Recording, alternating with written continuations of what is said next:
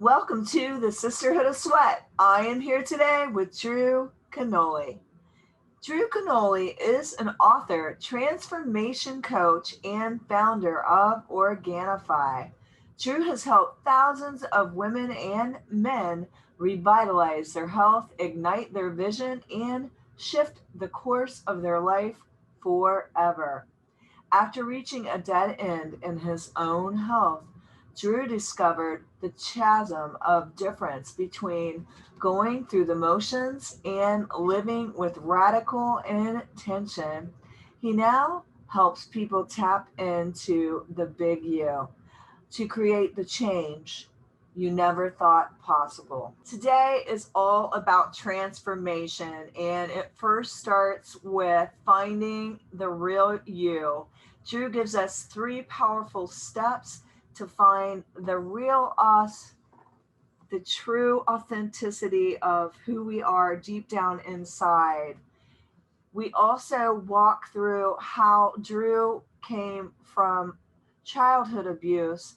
He suffered that, but he pivoted towards positivity instead of fear. He walks us through that journey and tells us how he made a mess, like into a mission, and how we can make our messes into our missions, our whydentity. And he goes into detail about what your why identity is and why it should make you cry, like getting to the source and the root of what really is your real why, and helping us find our own light and uniqueness and shining that so we can get into our own authentic flow and how that truly is a superpower. he Drew also leads us today in crushing our limitations, how we can find our awesome, and conducting an awesomeness audit, which I loved. He gave us a glimpse of how we could do our very own. There was so much. This episode was power packed, and I truly appreciated Drew's authenticity, because that's what this was all about, you being you, and his realness, his willingness to be vulnerable and talk about his story. And I hope that something we said today can help you find your light today. Without further ado, let's dive into this episode with Drew. Well, hey everybody, I'm so excited to welcome Drew Canole to the Sisterhood of Sweat today. Yes, thanks for having me. Let's talk a little bit about you, and I want to introduce you to my audience because I have been reading your book and it is completely phenomenal. I love the whole premise of you be you, and like this podcast is about you being who you are instead of who others think you should be. Wow, that's perfect. Yeah, and it's so simple, right? It's just one of those things, but because we're indoctrinated into the land of the sleeping masses, where it's, we're taught we should be doctors and lawyers and things that we don't really want to be, our souls not in alignment with. So we live our whole entire life living a lie. And then hopefully one day to wake up and realize that deep inside of us has been like this soul calling. And when we live from that place, it's this unbridled joy, enthusiasm, love. It just takes over your life, and it's no longer doing anything. It's just a simple way of being. And I think the book addresses that, where we talk about what limitations, what setbacks, ways to detox your life, not just physically, but metaphysically, spiritually, all the things. So thank you for reading the book and bringing that into our awareness. Yeah, I mean, I really love it. I feel like when we're children, we are naturally and innately ourselves, but then like society, parents, things, uh, kind of can be telling you, oh no, like dim that down a little, or that's not enough, or that's too much. And I love this whole premise of you be you, because I feel like it's when you truly are successful when you're in integrity with yourself. And I know you suffered uh, quite severely in your childhood, um, with abuse. And I just find truly your life, your message, your vibe, truly amazing that you pivoted towards positivity instead of fear. Can you walk the listeners through that journey? Yeah. How long do we have? I think it's, something I could talk about for years. And I have actually. I filmed over 1,000 videos on YouTube, and every week I would do a Mindset Monday helping people. But it started at a young age, actually. So physically tortured as a kid. If I couldn't tie my shoes fast enough, my own father would put cigarettes out on my forehead. He'd hold my head underneath the water in bathtubs. I was locked outside for 2 weeks. Like as a 4-year-old, they would slide the food out underneath the doggy door to feed me. And yeah, I developed all these interesting phenomena as a young child. And one of them actually is I would go to sleep every night and I'd wake up and my pants, my pajama bottoms would be all wet because I would pee the bed. And in one of the dreams, there was a monster that would keep coming to me. And I would wake up in the dream and I realized that monster that was chasing me was the same monster that was chasing me in my awakened reality. So I started to see the non-duality and the non-separation from the existence that I was living in the third dimension and my dream time. And I literally gave love to the monster one night and I held it and it shrank in my arms and I was no longer afraid of it in the dream. Likened to that, I was no longer afraid of my dad when I woke up. I knew that he was the monster interpretation. So at 4 years old, I began lucid dreaming every night. I was awake. And the more I woke up at night, the more I woke up during the awakened dream. And I would see synchronicities and numbers, and I would see angels and guides coming to me in the different realms when I was a child. And I continued to hold on to that for a few years until I was adopted by my adopted parents in Michigan. And, the most loving people on the planet, super cool, like charismatic, amazing humans from Michigan. And it really transformed my life. My mom was a saint. But growing up in Michigan, there was still a lot of things that I had to heal. One of them, my dad was a truck driver growing up with him, and my mom was a janitor. So there was all types of wealth frequency behaviors that I picked up from them, a lot of scarcity, a lot of situations with being an entrepreneur, being a businessman, everything that I've had to overcome from that angle.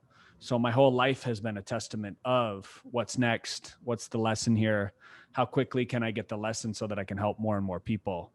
And I think to really walk the listener through and guide them in the best way possible, I think what's the most important thing out of all this is to manage your thought realm. In the Kybalion, the ancient Hermetic principles of the initiates of ancient Egypt, they talk about the fourth dimension being the mental realm. But I believe as human beings, we're so disconnected from the mental realm. And most people, if you're a seer, you can see into people's fields and like see their thoughts. And it's pretty apparent. Even somebody that can't see, right, with their first eye, if you want to call it that, can literally see the demonstration that they're making in their life and know where their thoughts are. So for me, I've been a student of thinking my whole entire experience. I'm tuning in constantly every single day. Where's my thought? What vibration am I set at right now in this moment? Is it joy? Is it love? Is it peace? Because the whole magnetic field of the human body is a simple antenna. It's a radio wave, and we're emitting a frequency everywhere we go, everything we do in our life. Some would say, Manny P. Hall wrote a book called Secret of the Ages. And he talks about the magnetic field being the vehicle for the soul. So the bigger our magnetic field is, the more white is in our field, the more we've overcome, the more transformation that has happened, which is why you see all these ancient ascended beings like Jesus and Mother Mary and, all the old pictures that we've seen in paintings of the hieroglyphs of Egyptians with the auric field around their head. They're just managing the thought realm more effectively than most humans on the planet right now. And they're able to tap into their heart, their feeling sensor to boost their magnetic field. So I know this sounds pretty complex and far out and maybe a little woo-woo for a lot of people that are It sounds like we should have had the space background. Yeah. We have it now. Perfect. Or we have the Millennium Falcon. Yeah. So I think what's important to know is that when you're working on your body, when you're committed to getting physical results, like those beautiful photos of you in the background, the Sisterhood of Sweat, I see it in the video. Know that your soul needs a vehicle to thrive in. And most people's vehicles are garbage cans. They're putting trash in their mouth every single day, artificial sweeteners, sugar, dairy, wheat, gluten, corn, all these things that don't really help with maintaining good soil for the soul to grow in. And when we put Organifi in our body, when we have chlorella and ashwagandha and rhodiola and all these Chinese medicinal mushrooms that have been around for 5,000 years, we're actually adding to the soil. It's the mineralization of the spirit. And you're able to connect more to these unseen formless worlds, which is what I'm super passionate about now. But bridging the gap between then, I lost 40 pounds of weight. I was so wounded as a boy. I lost some of those abilities as a child, and then my ego took over. Like what happens to a lot of people, my ego took over. So I was eating everything in sight. Michigan comfort food. I was eating potatoes, shepherd's pie, like 3 times a week. Pizza was like my favorite food group. Right. And I put on, I'm pretty sure a lot of people listening right now could relate. I put on 40 pounds of body fat. And one day I made a commitment. I'm like, hey, like I want to help people heal their bodies. I want to get in the best shape of my life, but I didn't look like it. So I started filming videos of me just juicing 32 ounces of green juice every day. I made a recipe every day and I perfected these juice recipes, shared it with an audience, grew a following of like 7 million people. And thousands of photos are coming in every week of people transforming their lives just by fueling up on Mother Nature's greatest nutrients. So can you hear that? Yeah. I got a bunch of landscapers outside right now. It's fine. It'll go away. It's not that loud. No, it's kind of faint. Okay, good. Yeah. So I lost 40 pounds, got in the best shape of my life, posted about it, created a blog. And that's how the beginning was formed. And I love that so much because you said so much. So I'm going to just back up a little bit before I get into the nutrition piece and go to the mind piece.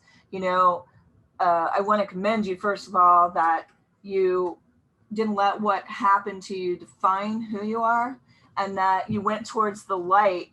Because I think we always have this choice, even when the worst things happen to us, to go towards misery and despair and the darkness or towards the positive light that we can choose.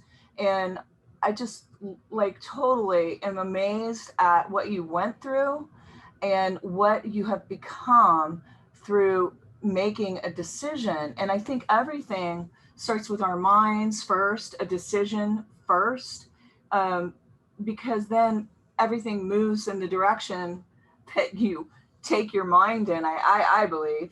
How did you make your mess your mission? Yeah, I think it's, what I talked about a little bit. It was taking the 40-pound overweight, out of shape, lazy, lethargic, no purpose version of myself.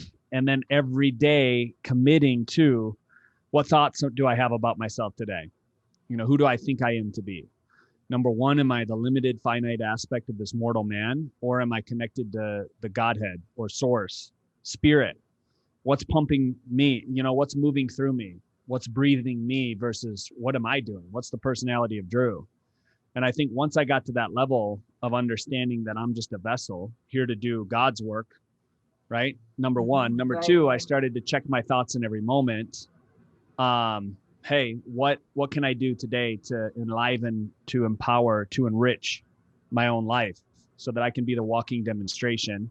And then how can I see every single person like that as individuated aspects or fractal aspects of source? And I started to see the world as that. We either live in a friendly or a hostile universe, right? So our belief creates our perception, which creates our reception. I began magnetizing the right people in my life once I started to choose better things for me. Once I started to heal some of those self-worth wounds. Once I started to get rid of some of those limitations that I talk about in the book. And once those limitations started to go away, I realized that there was great energy and empowerment in just showing up. There's nothing I needed to do. It was simply a way of being. I started to drink a whole cadre of micronutrients. My body started to transform. My electromagnetic field started to increase. And by doing that, people were attracted to it. I was coaching people one-on-one. I began charging like $3,000 a day for coaching. And then within a week, it was $10,000 and then $25,000 for a day, showing people their DNA, looking at their blood, looking at, teaching them how to juice, all these other things, which was super empowering. And then I just fell in love with the whole entire process. And every single person I would work with, it was like a new soul to help experience what it means to really feel good in their body. And I believe even right now, most people don't feel good in their body. No. And I love what you said. I mean, it's so funny that we've both been through so much abuse, and we chose this positive vehicle and helping others with their transformations. But I think sometimes, like what I said about the mess being your mission, like I think that you go through things, but good can come out of it. Yeah. And it can be something that you look back and say, well, I'm strong because this happened. I'm, compassionate because this happened. And you can look at what good you can collect from a really wrong situation. And I'm really amazed at how you were able to get the power of forgiveness at such like an early age. And why do you think that that set you free? And why do you think that that could help set other people free so that they could, move forward in their lives? Yeah, no, I think forgiveness is one of those laws, right? Like Buddha talks about it. If you are holding on to anger, it's just a hot coal that's going to burn you. So what I realized is my dad, the same guy that abused me, I got to forgive. And when I forgave him, it released all of the pressure of the abuse and everything else from me. If I would have held on to that, I would still be in this pattern or this loop of having to be the victim, of having to get the lesson. And the earlier I got that, I was 6, I was praying and I said, please forgive my dad and my mom, who had no idea what they were doing. They were so blown out on drugs and all these other things. Like, how could they ever know? Right. And then we look at their ancestors, we look at their moms and dads, Right. like they were never taught. So that ancestral trauma had to stop with me. I realized, so I did the work, and that was 3 really powerful words there. yeah, super powerful. Wow. Yeah, doing the work. I mean, that's the other aspect is for any transformation to happen, a lot of times I feel like you have to first clear that emotional, mental space and do that work so that you're ready to do the other work of transforming.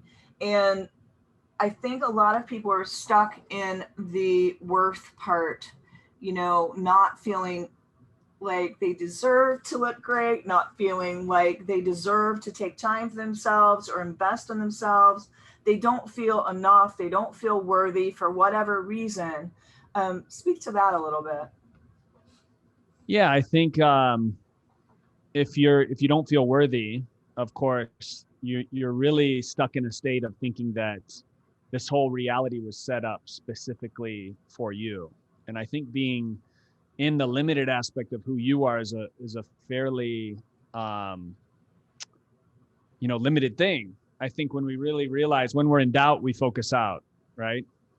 So it's the ability to recognize that there's a lot more going on than your problems.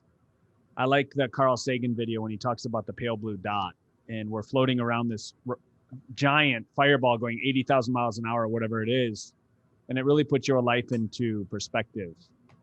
So, and also understanding that everything that you could ever imagine is created, but it's created in the sense of restoring all those wounds that you have, feeling whole, feeling complete in your body right here, right now, and then using the eternal now moment to, number 1, analyze your thoughts. Number 2, check in psychically with your emotions every single second of the day, and then use those emotions and the thought realm to create your reality. So you become an architect of your own reality. And if your self-worth is through the floor, you're going to prove to yourself over and over and over again why you're not worthy. If your self-love is through the floor, you're going to prove over and over and over again why the world doesn't love yourself. Right? So start loving your cells, because your cells are individuated fractal aspects of who the self is. Every cell in your body, there's trillions of them printed up every single second. And your relationship to your cells is directly relative to the relationship to yourself. And then the relationship to yourself is directly related to all the other selves that exist in this planet at this time. And the more love you have for them, the more love you have for the whole entire planet. the more your consciousness becomes cosmic versus the limited, individuated, mortal aspect of the way most people live their lives. So true. And I think you just said a mouthful there. I think that so many people think they're just a body, or they're just a mind, or they're Yeah. just a soul. And it you can't have one without the other. You have to really, in a full Yes. transformation, you have to connect it all. And speaking about worth, the way we were kind of diving into that, um, I think I had a lot to overcome, just from my past, my childhood, and then being in a physically abusive marriage where I was beat down, dimmed down, and I was beat so down. I didn't have the self-esteem that I had to really work. I had to do the work, and actually do things that help me to develop my confidence, just like you build a muscle. And I know, like, many times people feel like it's not okay to be themselves because maybe they've been through something, maybe not as extreme as you or I, but I know in your book you say that our heart's desires are often buried, like under years of other people's expectations of us. But I could think it could be buried under fear, under abuse.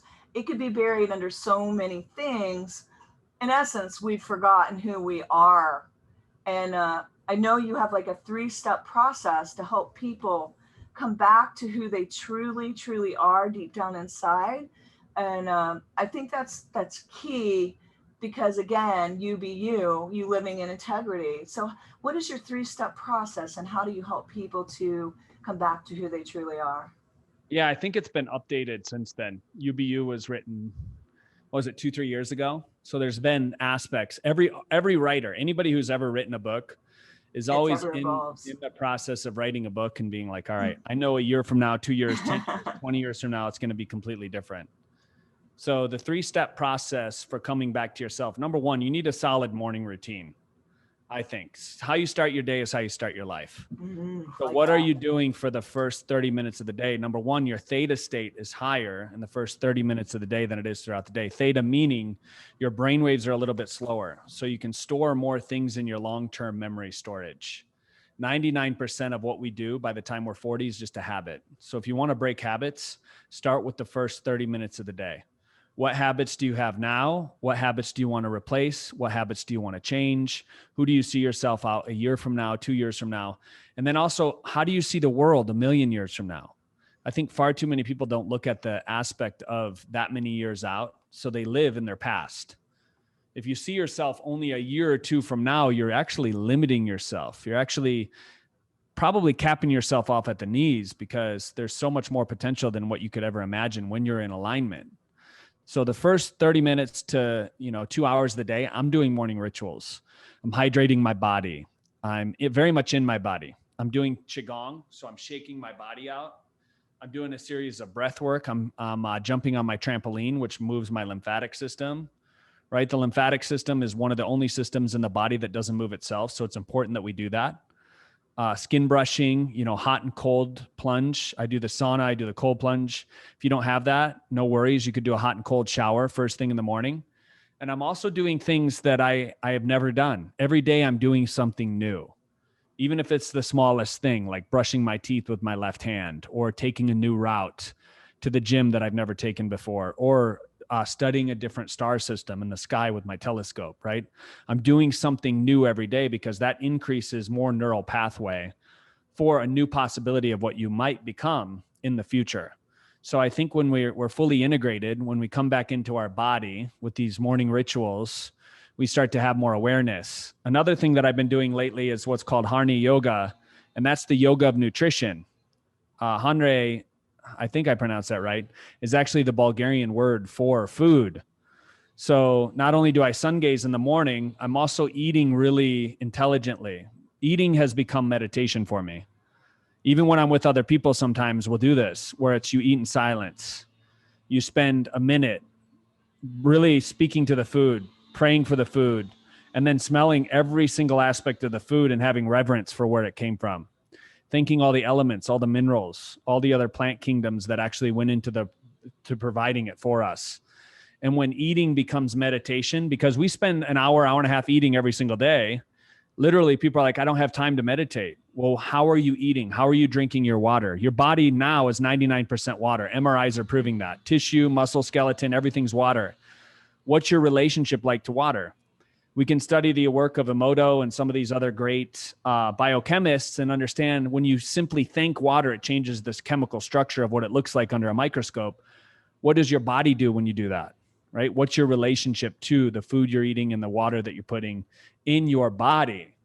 So to come back to you, to come back to yourself, it's having those individual miracle, those choice points every single day, miracle upon miracle unfolding because you're willing to go into the unknown. You're willing to be a different person. And I think that's powerful. That's very powerful.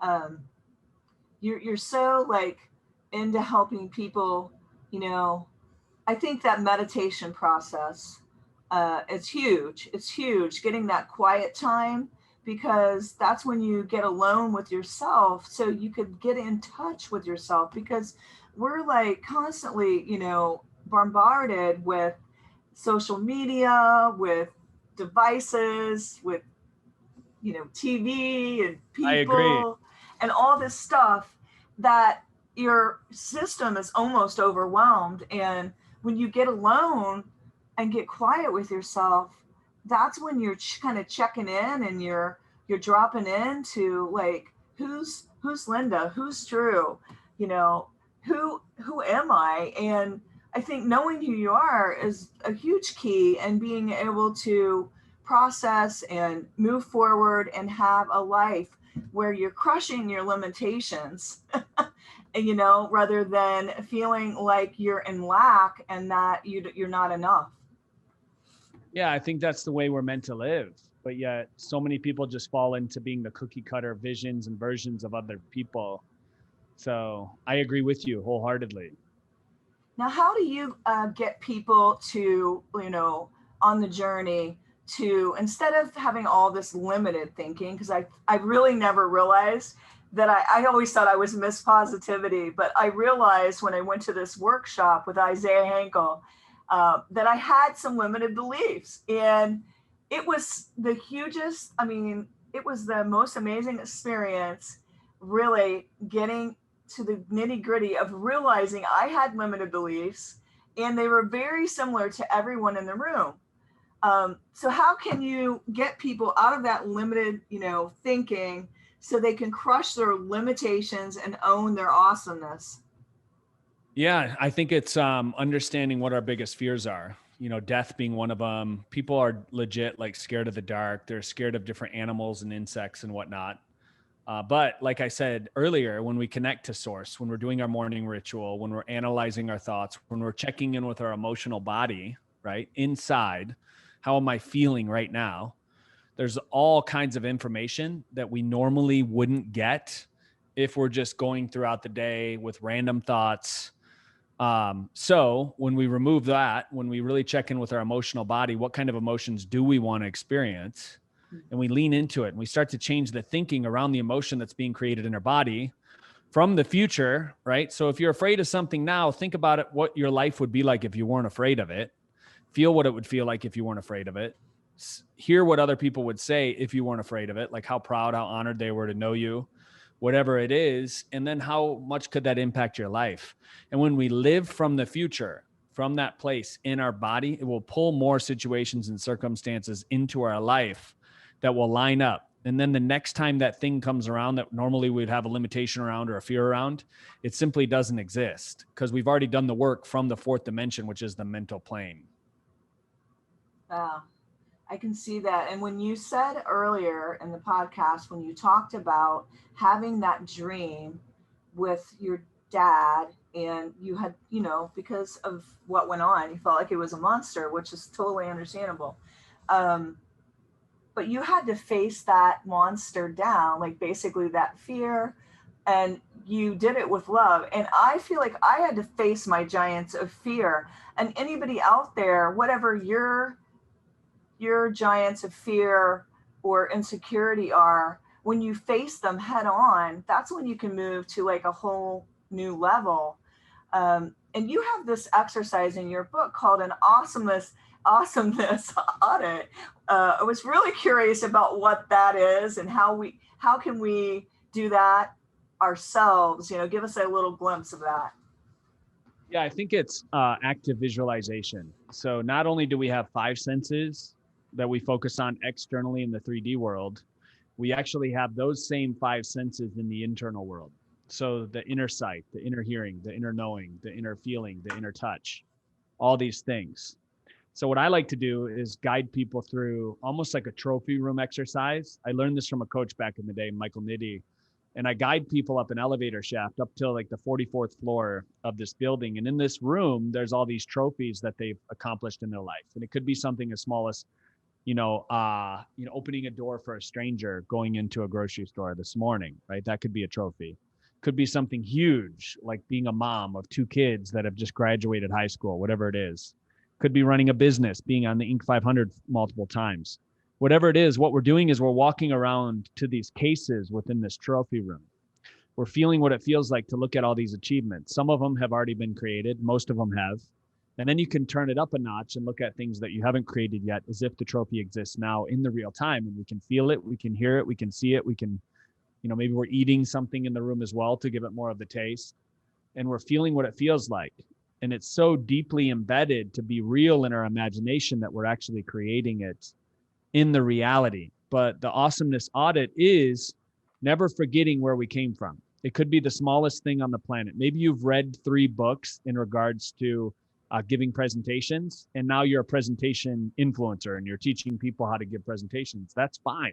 The fact that you read 3 books means that you probably know more than 98% of the world on it anyway. So it's auditing your awesomeness and doing it every day, right? It's all about having gratitude, I believe, and appreciation.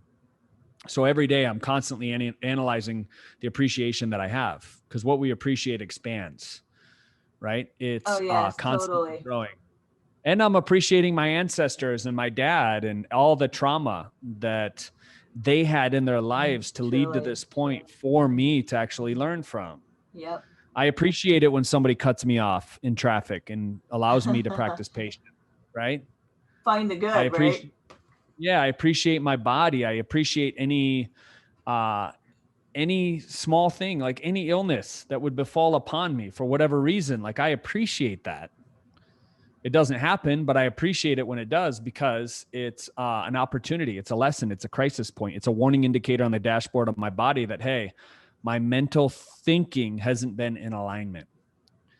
And when we can analyze our awesomeness so much to where we're so tapped into the emotional body, we don't have to be hit by a Mack truck or a brick wall anymore. We can be hit by a feather and be like, oh, I need to change what I'm thinking or doing here because something bigger is coming if I don't change my ways.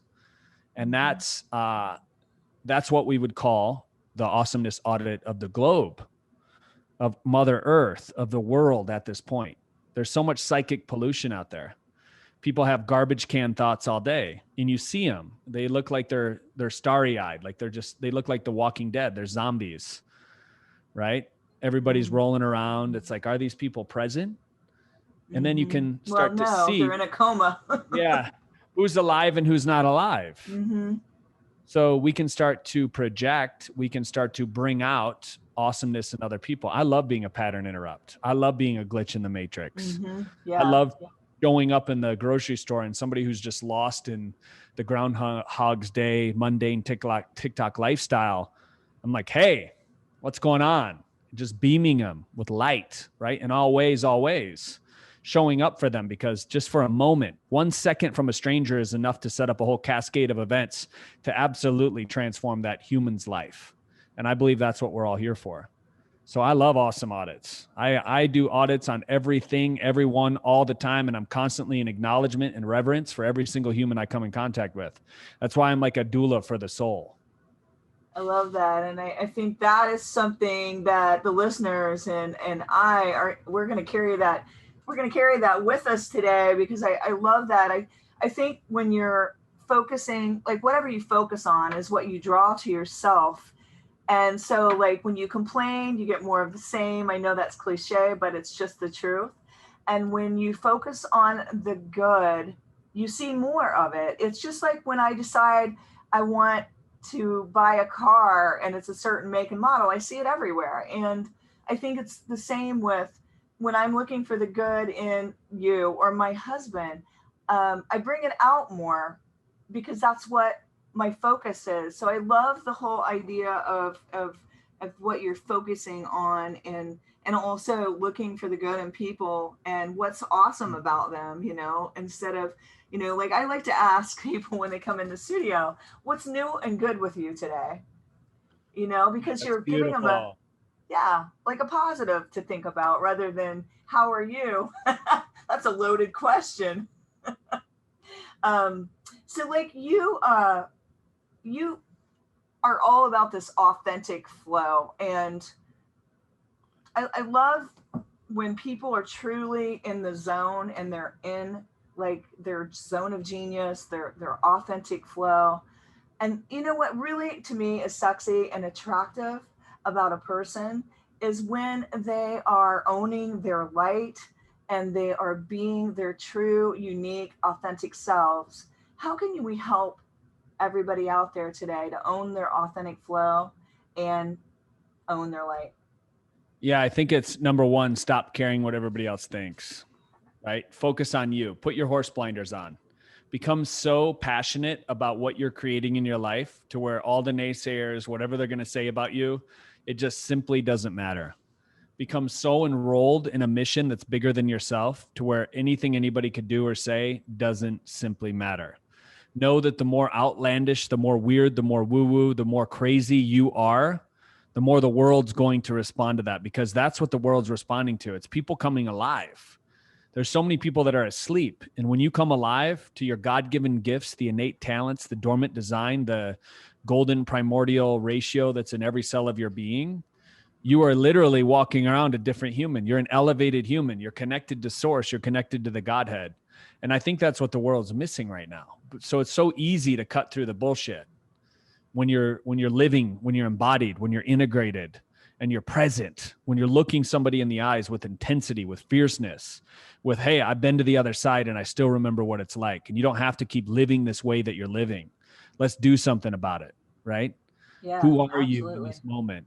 And then you just blast them with as much freaking prana as you can muster up in the moment. And then you just watch the freaking shackles fall off these humans. It's beautiful. Oh my gosh. Oh, like yeah, like 100%. And and I'm all about something in your book, the why, the whydentity. Like I can completely say there was a time maybe my husband didn't quite understand me. You know how sometimes men don't understand their wives and women don't understand their husbands. I don't think he understood me and what made me tick and what I was about. And I remember we were at Elisa Nichols Speak and Write conference, and the biggest thing I got from that conference was not the speak and write. It was we had to tell our significant other or whoever was with us what our why was. And I told him my why, and I began to cry. And Yeah. he really got it. He really got it for the first time. And so I love in the book that you talk about why identity and why it should make us cry. Can you just give everybody a little bit of that? Yeah. 11 years ago, I wrote a book called Whydentity. And yeah, so it's identifying yourself. It's figuring out why you do what you do in every moment that creates the why that you do in your life. So it's coming up with a set of morals, of values, of principles that you live every single second of the day by. And that's really alignment. It's alignment of your whole entire integrated multidimensional self. So we awaken the mind, we align the body, and we activate the soul. And when we do those three things by, why do you want to build this business? What does it look like a year from now, 5 years, 10 years? What does it feel like? What do you hear from other people in your life talking about your business? Can we literally write letters to yourself from the future, from other people that you love and admire about the why that you're living in right now? And can you read these letters as if it's real, as if it's really happening? This would probably be described as kind of like white magic to get people to understand how powerful they really are. And the why happens a lot faster than you could ever imagine. Once somebody feels it, they hear it, they see it. I filmed dozens of people telling me what their why was, committing to a goal, and then 90 days holding them accountable. And 100% of the time, without fail, after showcasing it to my audience back in the day, 11 years ago, in front of 7 million people, right? They always hit their goal because they're literally committing to the universe. They're committing to every single human that watches this video. And social pressure is real, right? So you become what you think about, you become what you speak about. I teach them how to use different words in the Whydentity book as well, because words are magic, words are spells, spelling. So we're literally casting spells with everything we say. And why would you ever speak hate, speak violence, speak unworthiness to yourself, right? You are God's greatest gift. You are Buddha in disguise, or Jesus in disguise. And the fact that we are that, it's this massive remembering that gets to take place. And I think the Whydentity process helps with that. I love that so much.